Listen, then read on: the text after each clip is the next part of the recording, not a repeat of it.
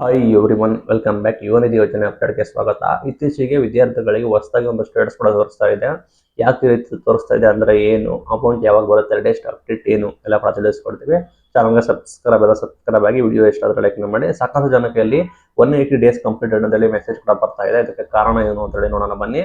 ನಿಮಗೆ ಗೊತ್ತಿರೋ ಹಾಗೆ ಯುವನಿಧಿ ಯೋಜನೆಗೆ ನೀವು ಅಪ್ಲಿಕೇಶನ್ ಹಾಕ್ತೀರಾ. ಅದು ಬಂದ್ಬಿಟ್ಟು ನಿಮಗೆ ಅಪ್ ಟು 24 ಮಂತ್ ಅಂದ್ರೆ ನಿಮಗೆ ಅಪ್ ಟು 2 ವರ್ಷದವರೆಗೆ ನಿಮಗೆ ಅಮೌಂಟ್ ನಾವು ಕೊಡ್ತೀವಿ ಅಂತ ಹೇಳಿದ್ದಾರೆ. ನೀವು ಅಥವಾ ಅಂಟಿಲ್ ನೀವು ಜಾಬ್ನ ಪಡೆದುಕೊಳ್ಳುವವರೆಗೂ ನಿಮ್ಗೆ 2 ವರ್ಷದವರೆಗೂ ಕಾಲಾವಕಾಶ ಇರುತ್ತೆ, ಅಥವಾ ನೀವು ಜಾಬ್ ಪಡೆದುಕೊಳ್ಳುವವರೆಗೂ ನಿಮಗೆ ಅಮೌಂಟ್ ನ ಕೊಡ್ತೀವಿ ಅಂತ ಕೂಡ ಹೇಳಿದ್ದಾರೆ. ಇಲ್ಲಿ ನಿಮಗೆ ನೋಡೋದಾದ್ರೆ ಇಲ್ಲಿ 180 ಡೇಸ್ ಕಂಪ್ಲೀಟ್ ಅಂತ ಹೇಳಿ ಕೆಲವು ವಿದ್ಯಾರ್ಥಿಗಳಿಗೆ ಕೂಡ ಬರ್ತಾ ಇದೆ ಅಂತ ಹೇಳಿ ಕೇಳಿದ್ದೀರಾ. ಇದು ಏನಂದ್ರೆ ಒಂದು ಪೇಮೆಂಟ್ ಸೈಕಲ್ ಆಗಿರುತ್ತೆ. ನಿಮ್ಮ ಅಪ್ಲಿಕೇಶನ್ ಬಿಟ್ಟು 6 ಮಂತ್ಗೆ ಒನ್ಸ್ ಅಂದ್ರೆ 180 ದಿನಗಳಿಗೆ ಅಥವಾ 6 ತಿಂಗಳು ಎರಡು ಒಂದೇ. 6 ತಿಂಗಳಿಗೆ ಒಂದು ಬಾರಿ ನಿಮ್ದು ಅಪ್ಲಿಕೇಶನ್ ಬಂದ್ಬಿಟ್ಟು ವೆರಿಫೈ ಮಾಡ್ತಾರೆ, ವೆರಿಫೈ ಮಾಡ್ತಾರೆ.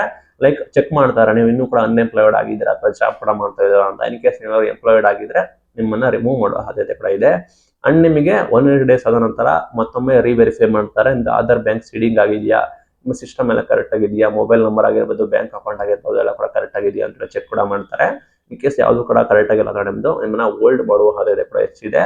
ಮತ್ತೆ ಸ್ಕೀಮ್ ಅನ್ನ ಟ್ರ್ಯಾಕ್ ಕೂಡ ಮಾಡ್ತಾರೆ. ನಿಮ್ಗೆ ಸ್ಕೀಮ್ ಏನಾಗಿದೆ ಅಂತ ಹೇಳಿ, ಲೈಕ್ ಫಸ್ಟ್ ಸೈಕಲ್ ಅಂದ್ರೆ ಇದು ಫಸ್ಟ್ ಸೈಕಲ್ ಅಂತ ಕರೀತಾರೆ. 180 ಡೇಸ್ ಈ ರೀತಿ ಫಸ್ಟ್ ಸೈಕಲ್ ಅಂದ್ರೆ ನಿಮಗೆ 6 ಮಂತ್ಗೆ ಒಂದು ಬಾರಿ ನಿಮಗೆ ಈ ರೀತಿ ಚೆಕ್ ಕೂಡ ಮಾಡ್ತಾರೆ.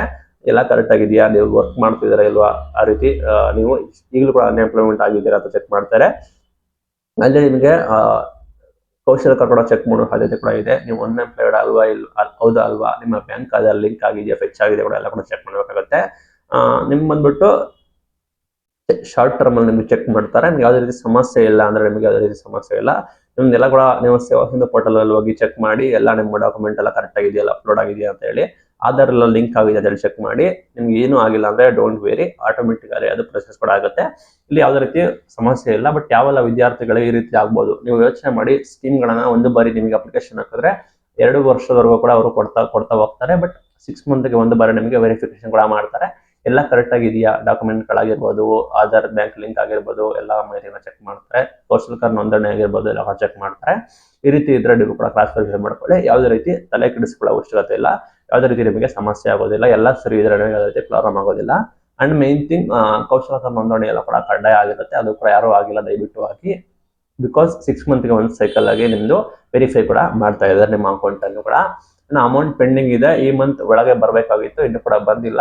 ಆ ನಿಟ್ಟಿನಲ್ಲಿ ನೆಕ್ಸ್ಟ್ ದಸರಾ ಹಬ್ಬ ಇದೆ. ಆ ನಿಟ್ಟಿನಲ್ಲಿ ಮುಂದಿನ ತಿಂಗಳ ಒಳಗಡೆ ನಾವು ನಿಮ್ಮ ಯುವನಿಧಿ ಪೆಂಡಿಂಗ್ ಇರೋ ಅಮೌಂಟ್ ಕೂಡ ನಾವು ಎಕ್ಸ್ಪೆಕ್ಟ್ ಕೂಡ ಮಾಡಬಹುದಾಗಿರುತ್ತೆ. ಇದು ಇವತ್ತಿನ ಯುವನಿಧಿ ಯೋಜನೆ ಅಪ್ಡೇಟ್ಸ್. ಇದೇ ರೀತಿ ವಿಡಿಯೋಗೆ ನಮ್ಮನ್ನ ಫಾಲೋ ಮಾಡಿ, ಸಪೋರ್ಟ್ ಮಾಡಿ. Thank you for watching. Thank you.